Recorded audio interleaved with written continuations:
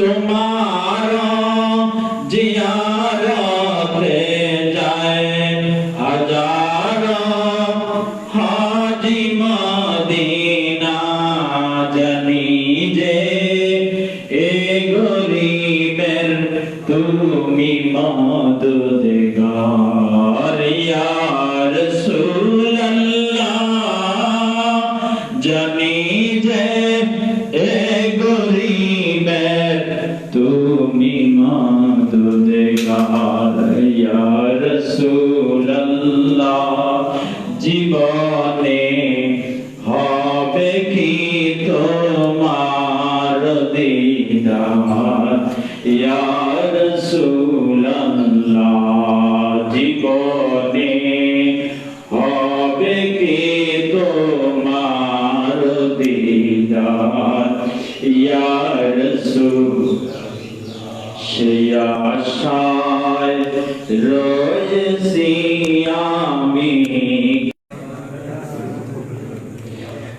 তোমার জিয়ারতে যায় হাজার হাজি মদিনা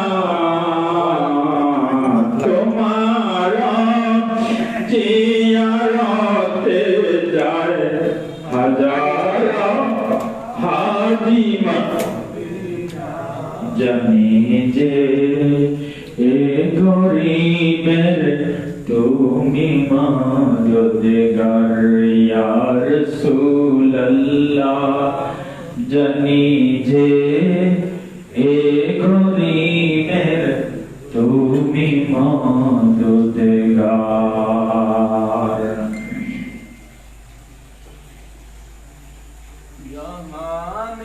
জাহানে যেদিকে তাকাই দরদি আর তোকে না ইয়া রাসূলুল্লাহ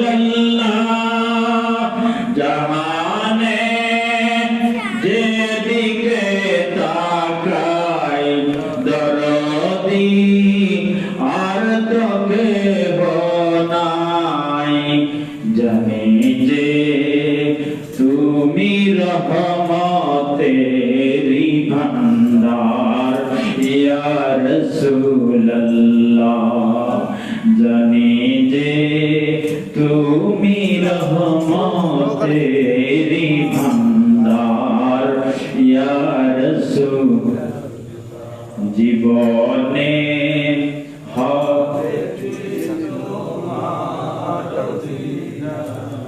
ইয়া রাসূলুল্লাহ সেই আশায় রয়েছি আমি গুনাহগার ইয়া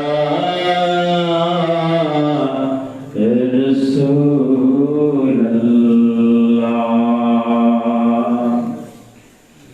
সালাম তোমায় গৌসুল আযম মহিউদ্দিন জিলানী সালাম তোমায় গৌসুল আযম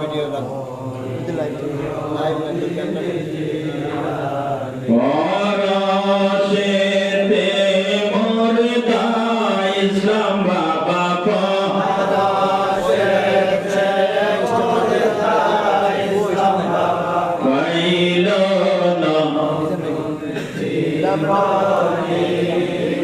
সালাম তোমায় গৌসুল আযম গৌসে সাকালাইলি তুমি মাহবুবে সুবহানি বেলায়াতের বাদশা তুমি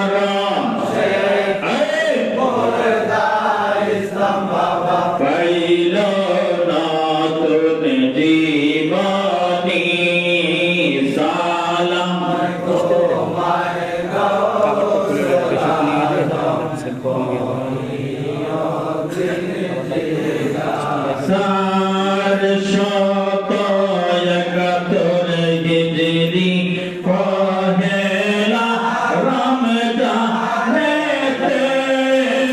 আনলেন তশরিফ দুনিয়াতে শুভ দিনে শুভ ক্ষণে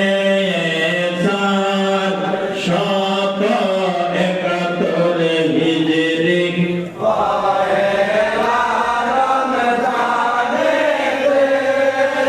আনলেন তশরিফ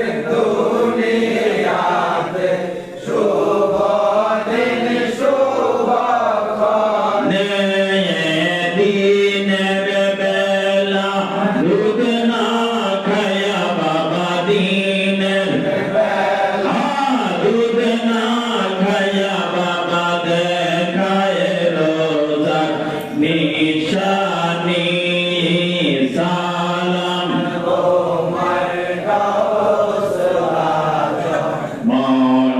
মহিউদ্দিন জিলানী সালাম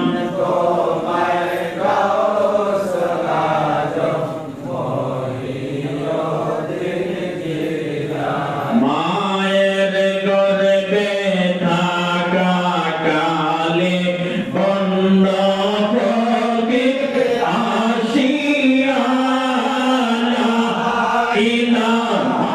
দিগিরে দিল অনাহারে বলিয়া মায়ের গর্ভে থাকা কালে বন্ধ ফকির আসিয়া লা ইলাহা দিগে সালাম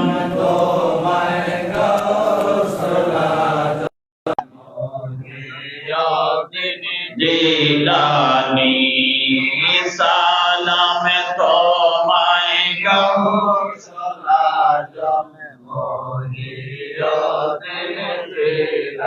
লোকজন কাউকে না দেখিয়া খুব জাগলো মনেতে বাগের সুরত দইরা গাউস তাড়াইল সেই শয়তানকে লোকজন কাউকে না দেখিয়া খুব জাগলো মনেতে বাগের সুরত দইরা গাউস তাড়াইল সেই শয়তানকে শিশুকালে জননীর বাবা শিশুকালে জননীর বাবা শুনাইলেন সে কাহিনী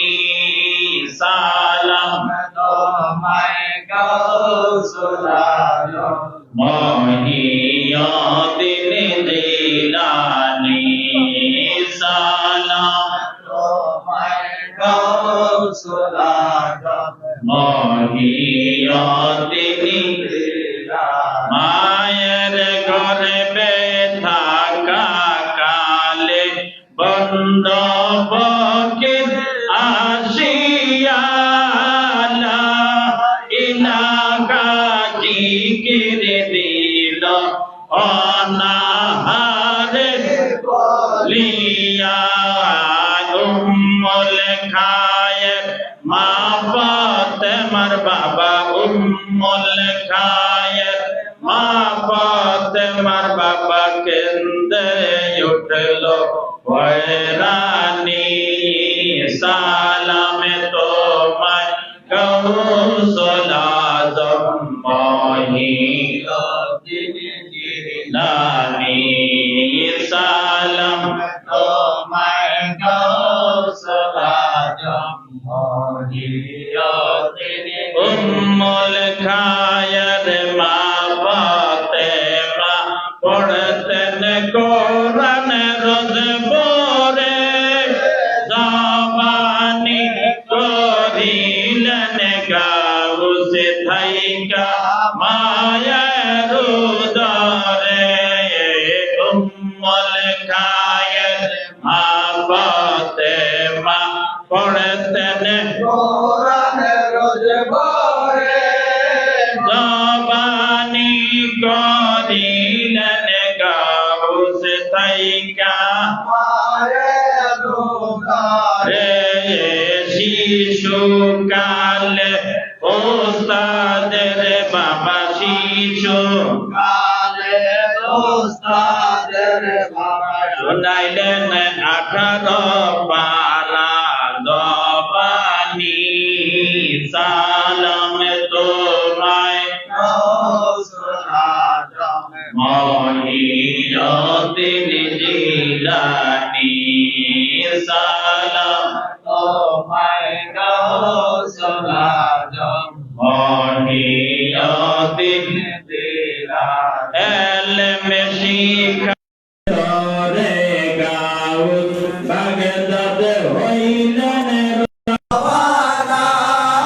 জননী কয় ওরে বাবা মিথ্যা কথা বইল না এলম শিকার সরে গাও বাগদাদ হইলেন রাওয়ানা জননী কয় ওরে বাবা মিথ্যা কথা বইল না 40 মহর আস্তিনেতে বাবার 40 মহা আসিনেতে বাবা লুকায়া দিলেন জননী সালাম তোমার রাসূল আজম মহিউদ্দিন জিলানী সালাম তোমার রাসূল আজম মহিউদ্দিন জিলানী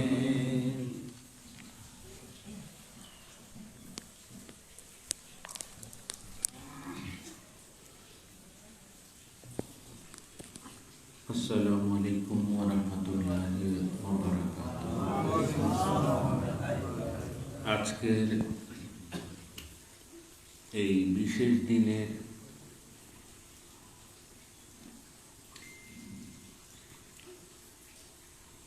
আমাদের জীবনের আলো, আমাদের ঈমানের উৎসব,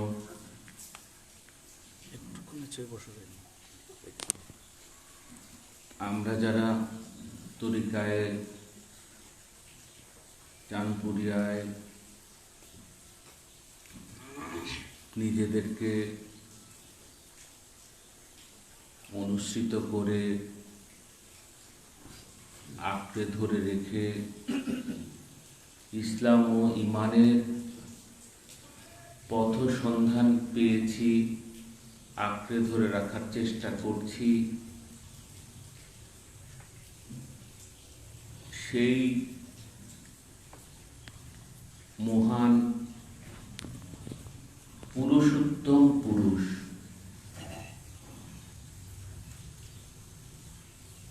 হযরতুল আল্লামা মাওলানা সৈয়দ আশরাফ আলী চাঁদপুরি রাদিয়াল্লাহু তাআলা আনহুর ধর্মীয় জীবন,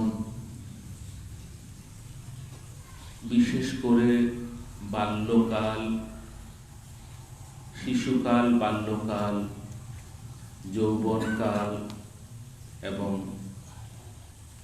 ওনার জীবনের পরিপূর্ণ কাল,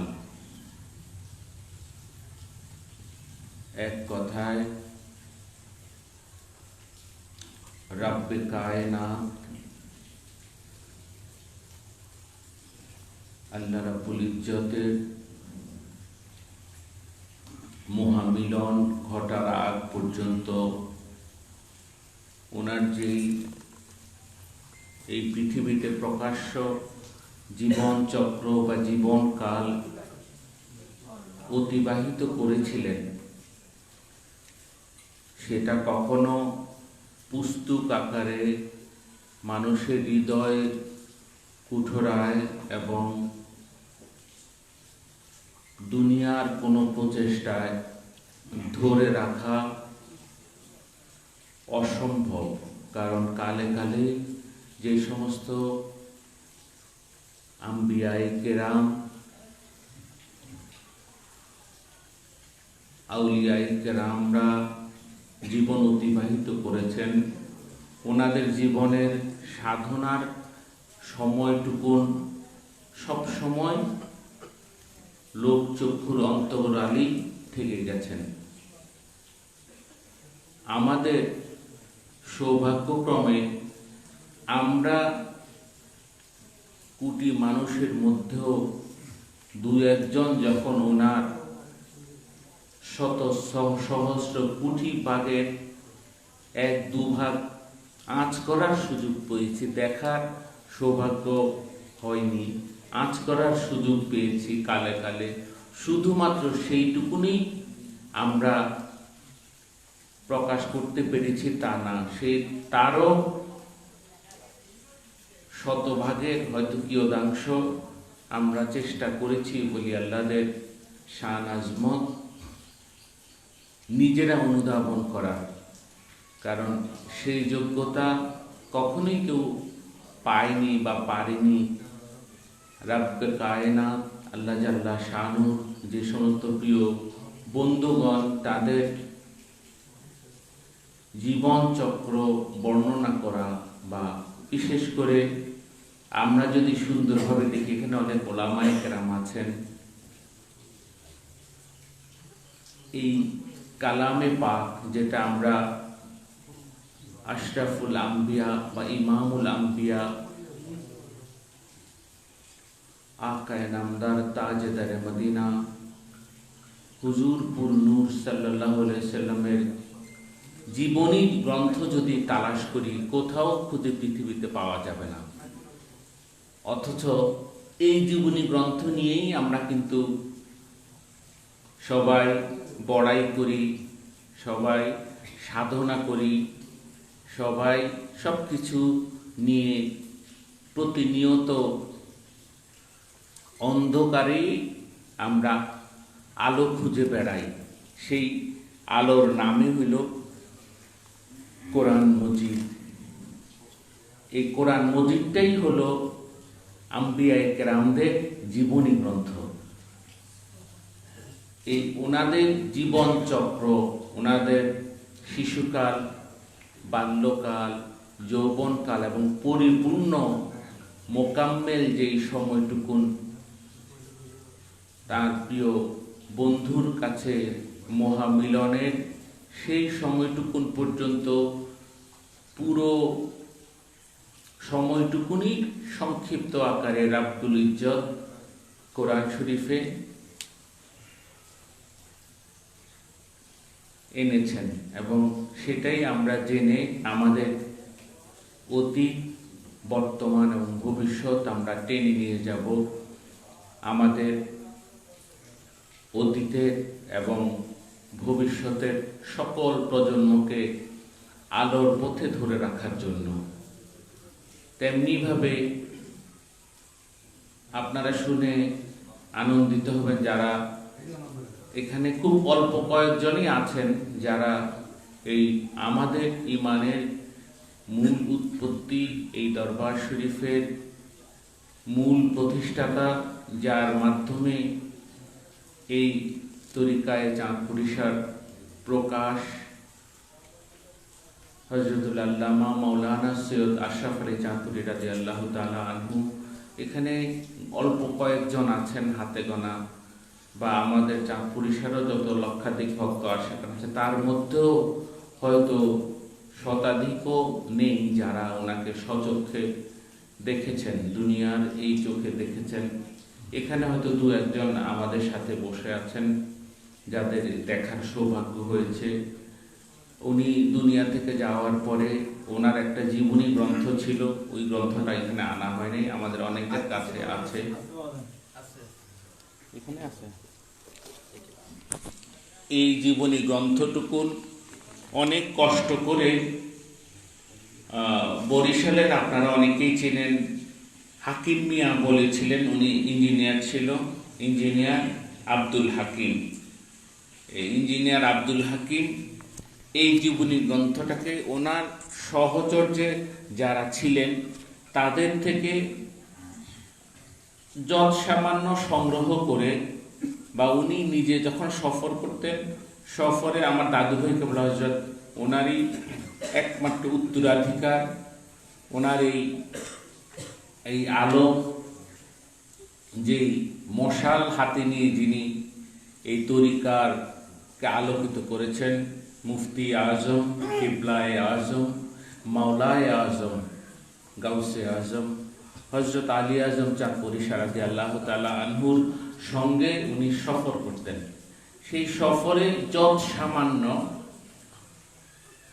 খুব বেশি তথ্য নির্ভর ছিল ওইরকমও নয়, অনেক বেশি 2-3 ভায়া শোনা গল্পগুলো বা সত্যি ঘটনাগুলো উনি উল্লেখ করে এই চাঁদপুরি জীবন চরিত নামে একটা কিতাব উনি লিপিবদ্ধ করে মোটামুটি 2-3 বার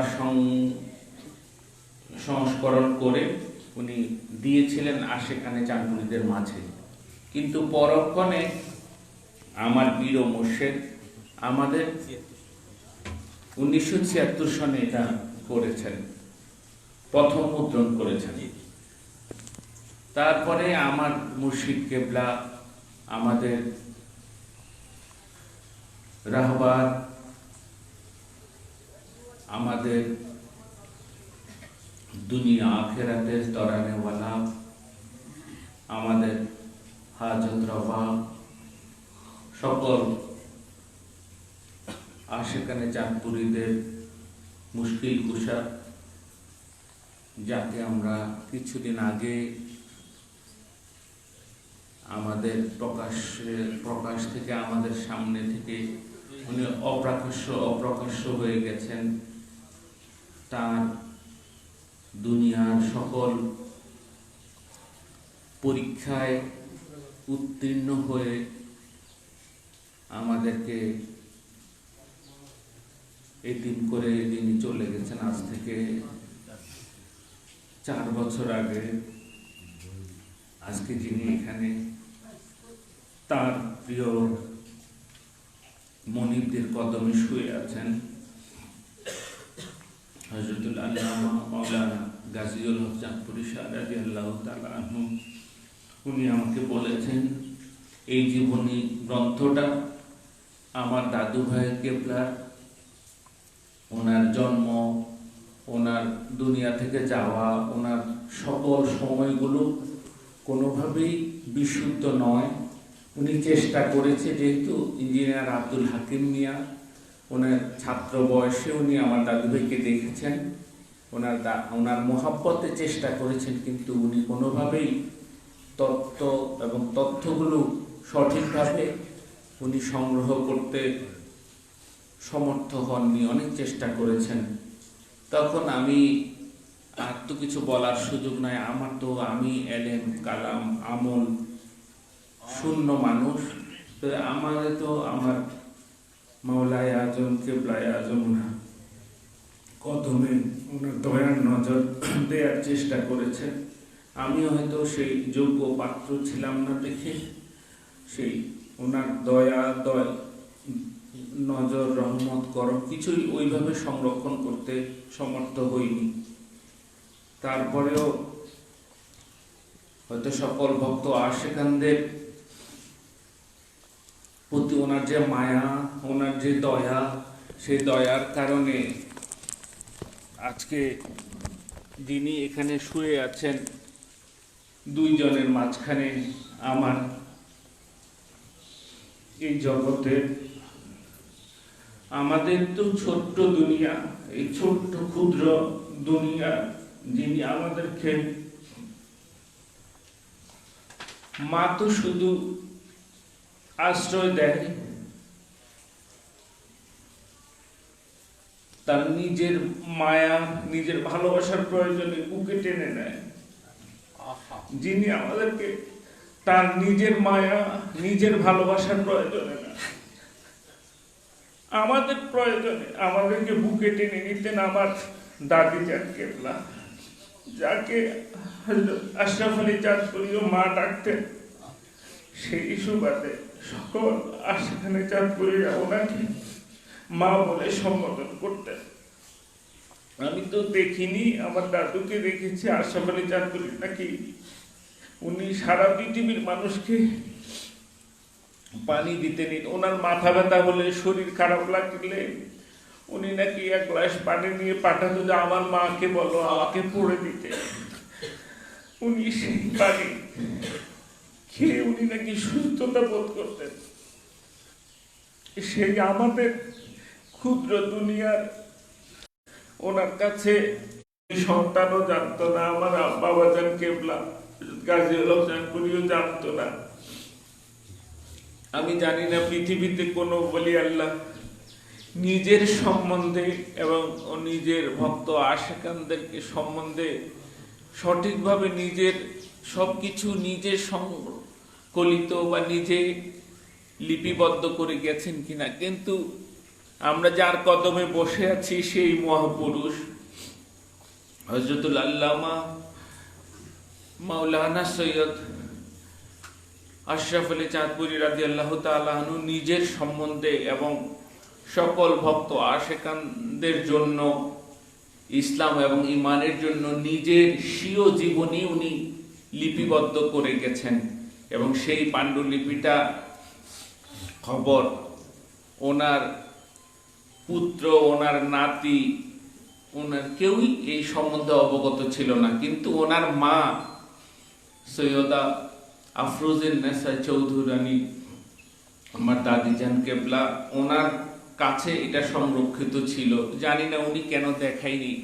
উনি ইন্তেকালের 7-8 বছর আগে আমাকে ডেকে বলল, ভাই আমার কাছে একটা হযরত আশরাফ আলী চাঁদপুরীর আব্বার একটা হাতের লেখা অনেক বড় একটা পাণ্ডুলিপি আছে, তুমি এটা দেখো পড়া যায় কিনা। এটা প্রায়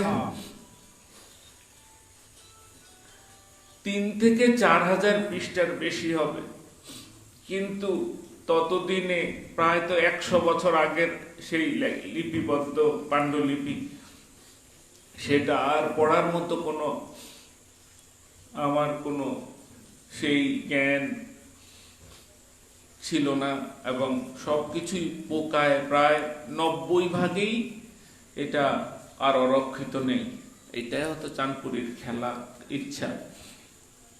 তারপরে আমি এই বইটা নিয়ে প্রায় একটানা 15 বছরেরও বেশি আমার মুর্শিদ কেবলা, দাদু ভাই কেবলার একান্ত সহচর মাওলানা সোহরাব হোসেন আতিকি এবং যারা আপনারা ছিলেন মুফতি ওমর আলী সুন্নি হানাফি এবং ইঞ্জিনিয়ার হাকিম মিয়াকে নিয়ে আমরা এই কিতাবটাকে দরবার শরীফে আমাদের কাজীপাড়া খানকায় এটা নিয়ে অনেক, যার যতটুক ক্যাপাসিটি আছে ম্যাগনিফাইং গ্লাস নিয়ে 2-3টা নিয়ে প্রতি পাতায় পাতায় পাতায় পাতায় আমি সংগ্রহ করলাম। কিন্তু আমার মাওলানা সাহেবরা, মুফতি ওমর আলী, সোহরাব হোসেন আতিকি, ইঞ্জিনিয়ার হাকিম মিয়া, ওনারা কিছুই এখান থেকে সংগ্রহ করতে সক্ষম হচ্ছিল না।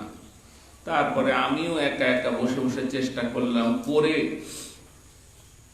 এখান থেকে অনেক কিছু চেষ্টা করলে ওনার, বিশেষ করে ওনার পৃথিবীতে আগমনের তারিখ, ওনার শিশু সময়, বাল্য সময়, ওনার যৌবনের সময় এবং ওনার পরিপূর্ণতার সকল সময়টুকুন আমরা এর থেকে বের করার চেষ্টা করেছি। এবং চেষ্টা করে আমি ঢাকা বিশ্ববিদ্যালয়ের রেক্টর ছিলেন ডক্টর কাজীউদ্দিন মোহাম্মদ স্যার, আপনারা চিনেন হয়তো, উনি ইন্তেকাল করেছেন। উনি আমার সাথে, আমার বাবাজানকে আমরা একসাথে হজও করেছেন।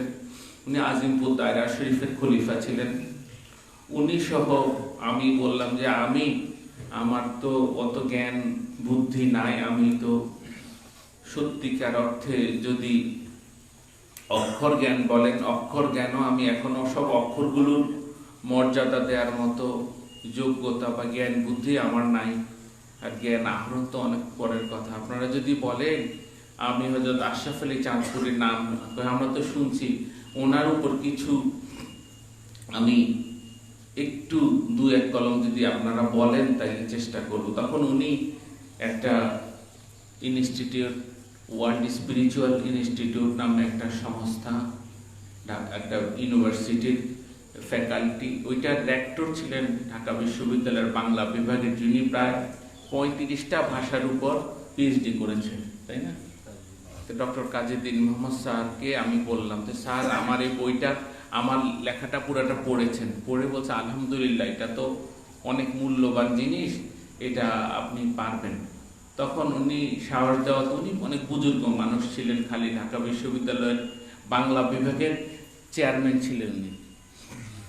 তখন ওনার সাহসে আমি আসলে এটা চেষ্টা করেছি হযরত আশরাফ আলী চাঁদপুরীর এই জীবনী গ্রন্থ, এই জীবনী গ্রন্থকে আমরা আসলে আমি চেষ্টা করেছি এটা ওনার জীবনী না, সকল আউলিয়া কেরামদের আসলে এই পৃথিবীতে আগমনের অবস্থান এবং ওনার যারা ভক্ত আশেকান, ওনাদের যে আলোকবর্তিকা, ওনাদের যে আলোকিত জীবন, এই আলোকিত জীবনটা আশরাফ আলী চাঁদপুরী হয়তো আমি এখানে আমার কেন্দ্রে আনছি, যেহেতু আমার পৃথিবী, আমার এই মাওলায়ে কায়নাত, আমার এই ক্ষুদ্র সকল কিছুর উৎপত্তি উৎস এই কদম, তাই আমি এই কদমকে একটা কেন্দ্র করে চারিদিকে আমি সকলকে, সকল এই প্রজন্মদেরকে এখানে এটা বোঝানোর জন্য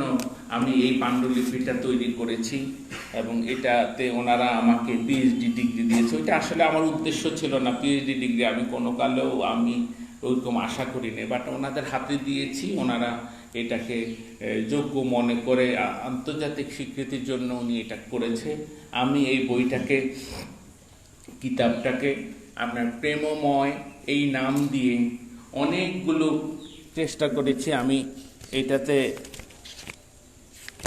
যে ইয়াটা এনেছি আমি পড়ার চেষ্টা করি, সূচিপত্র, যেমন প্রথম অধ্যায় পৃথিবীতে মানব সৃষ্টির উদ্দেশ্য, তারপরে মানব সৃষ্টির রহস্য, এই সূচিপত্রগুলো আমি শুধু সূচিটা পড়ে দিচ্ছি। তারপরে হলো মানুষকে পৃথিবীতে প্রেরণ করার কারণ, তারপরে জগতে মানুষের করণীয় ও শেষ পরিণতি, তারপরে হলো এলেমের প্রয়োজনীয়তা বা জ্ঞান আহরণ আসলে কি জন্য এই বিষয়টা, তারপরে এসেছে এলেমের বিবরণ, মানে জ্ঞানটা কিভাবে আহরণ করা যায়। জ্ঞান তো সব কিছুই জ্ঞান, একটা খারাপ কর্ম করলেও সেটা কিন্তু জ্ঞান, কিন্তু সেটা ভালো জ্ঞান বা খারাপ জ্ঞান সেই বুঝার যেই দিক নির্দেশনা সেটা, তারপরে তওবা, ঈমান, আমল ও তালকিনের বিবরণ, তারপরে নফসের বিবরণ, তারপরে কামেল মুর্শিদের পরিচয়, তারপরে মুর্শিদের প্রয়োজনীয়তা। এটা হলো প্রথম অধ্যায়। তারপরে দ্বিতীয় অধ্যায় হলো আমাদের, দ্বিতীয় অধ্যায় হযরত চাঁদপুরী শাহর আবির্ভাব ও সমসাময়িক অবস্থা, তারপরে হযরত আশরাফ আলী চাঁদপুরী শাহর জন্ম ও বংশ পরিচয়, তারপরে হযরত আশরাফ আলী চাঁদপুরী শাহর বিদ্যা অর্জন ও বিপদ সমূহ, তারপরে হযরত চাঁদপুরী শাহর আধ্যাত্মিক জীবনের সূচনা। এই হলো দ্বিতীয় অধ্যায়। তৃতীয় অধ্যায় হযরত গাউসুল আজম মাইজ ভান্ডারীর পরিচয়, যিনি হযরত চাঁদপুরী শাহ কেবলার পীর ও মুর্শিদ ছিলেন, তাঁরও সংক্ষিপ্ত পরিচয় আমরা এনেছি।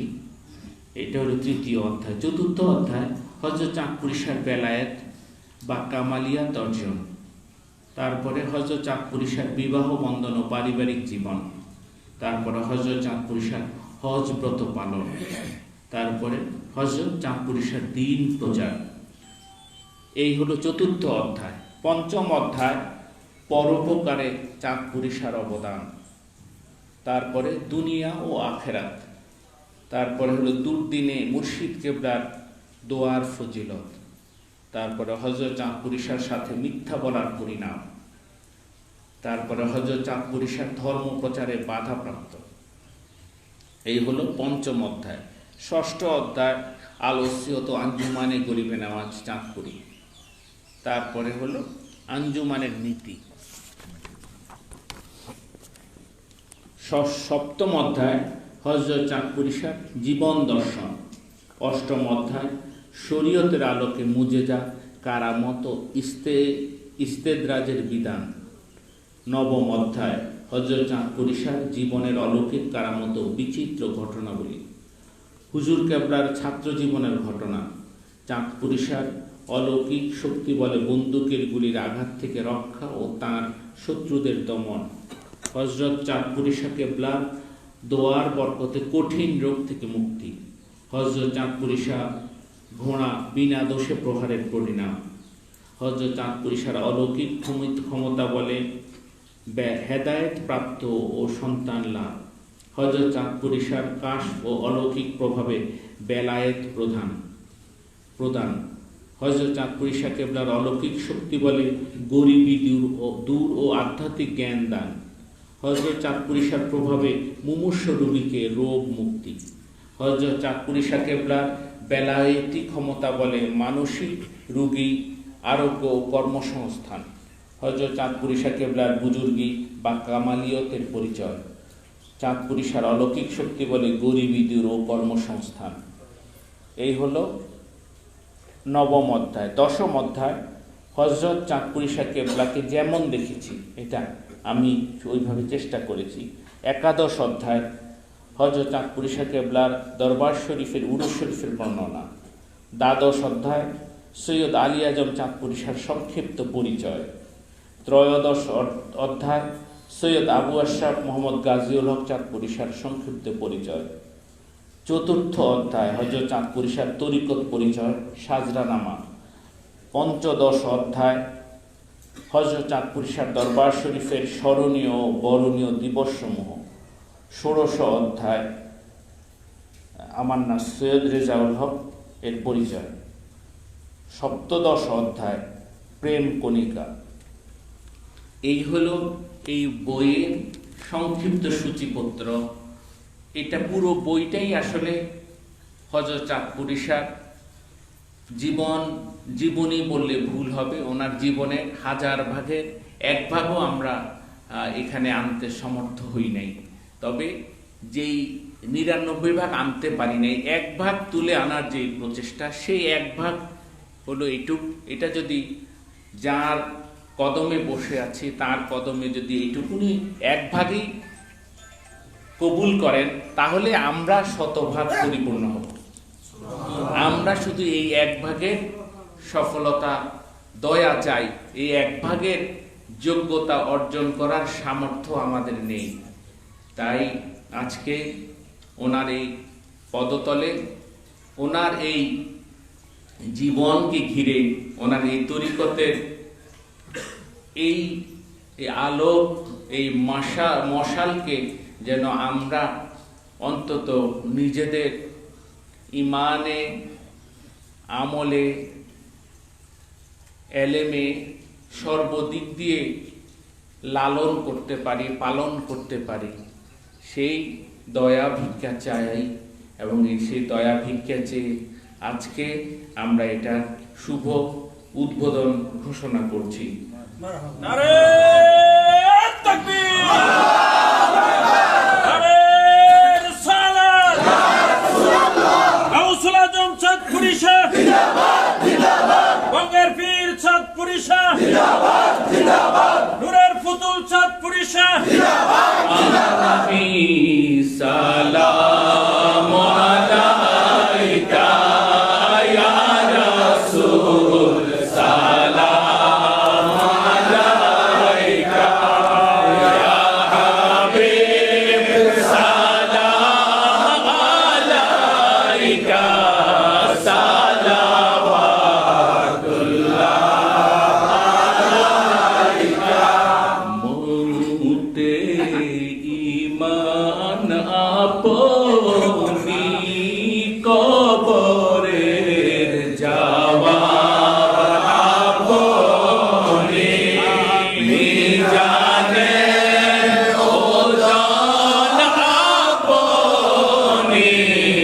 পুলসেরাত পারের তরণী ইয়া নবী সালাম আলাইকা ইয়া রাসূল সালাম আলাইকা ইয়া হাবিব সালাম আলাইকা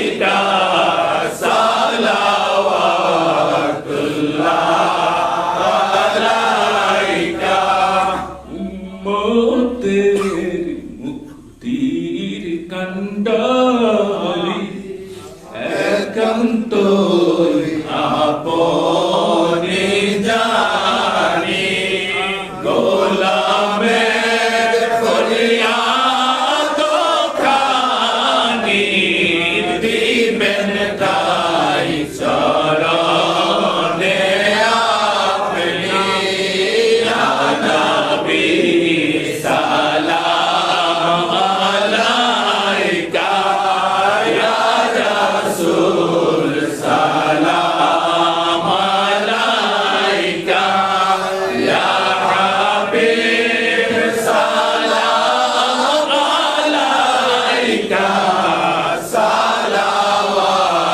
সালাওয়াতুল্লাহ আলাইকা আপনি মোদেরি আশা আপনি মোদের ভরসা মিটাবেন মোদের পিপাসা দিয়ে কৌসারের পেয়ালা ইয়া নবী সালাম আলাইকা ইয়া রাসূল সালাম আলাইকা ইয়া হাবিব সালাম আলাইকা সালাওয়াতুল্লাহ আলাইকা रब्बि सल्लिम अला रसूल अल्लाह मरहबा मरहबा या रसूल अल्लाह रब्बि सल्लिम अला रसूल अल्लाह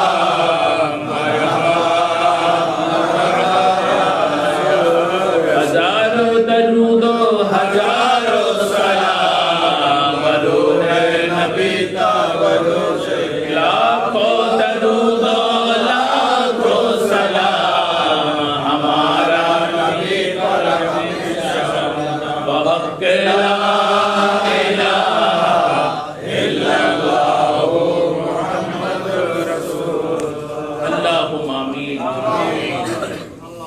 अस्सलातु वस्सलामु अलैका सय्यदी या रसूल अल्लाह।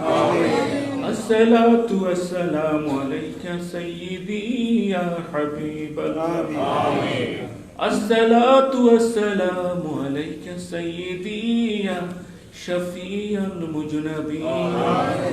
अस्सलातु वस्सलामु अलैका सय्यदी या रहमतल लिल आलमीन। या अल्लाह या बारे इलाही खास करके 8 अशर तुम्हारे उर्स पर हम सब जायरीन गुलामाने गुलाम गुलामाने चनपुरी आशिकाने चनपुरी तुम्हारे कदम मुबारक के सामने हाजिर हो चुके। खास करके हम सब नालायक कमीने गुनहगार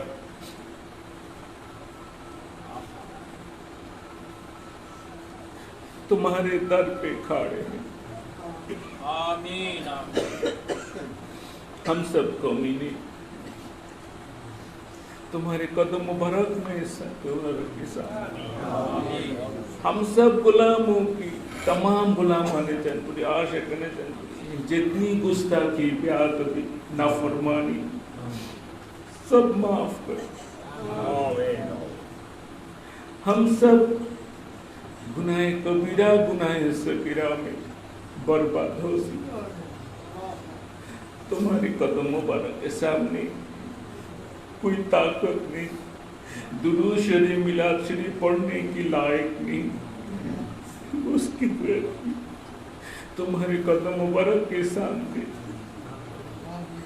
تمہارے محبت کی دھوکہ دے کر حاضر ہو سکی. ہم غلاموں کی نافرمانی گناہگاری معاف کر. تمہارے اس آٹھ عشر درود شریف کی وسیلہ سے خاص کر کے تمہارے اس کتاب کی تمام غلامان جنبوری عاشقان جنبوری ہم سب کی جہی کہی ماں باپ دادا دادی نانا نانی جو کوئی جہی کہی غلامان جنبوری انتقال ہو سب کی روح پر اس کا ثواب پہنچا.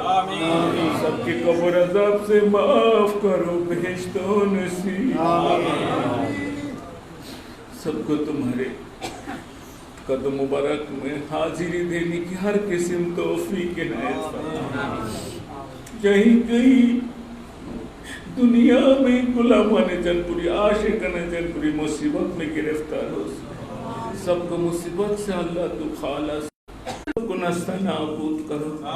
تمہارے شان عظمت کو حفاظت, تمہارے تمام غلاموں کے اوپر تمہاری رحمت کی سائے نصیب فرما.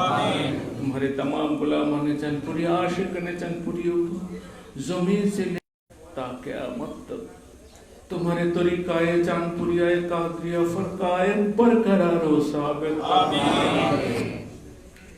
یا رسول اللہ انجور حالنا, یا حبیب اللہ اسماک لنا.